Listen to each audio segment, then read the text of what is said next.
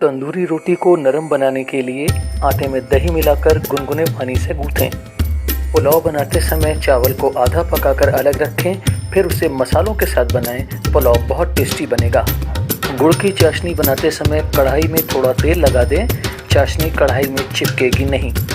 पराठों को तेल या घी की बजाय बटर लगाकर सेकें, पराठे ज़्यादा टेस्टी बनेंगे। टमाटर का सूप सर्व करते समय उसमें थोड़ी काली मिर्च छिड़क दें, सूप का स्वाद बढ़ जाएगा।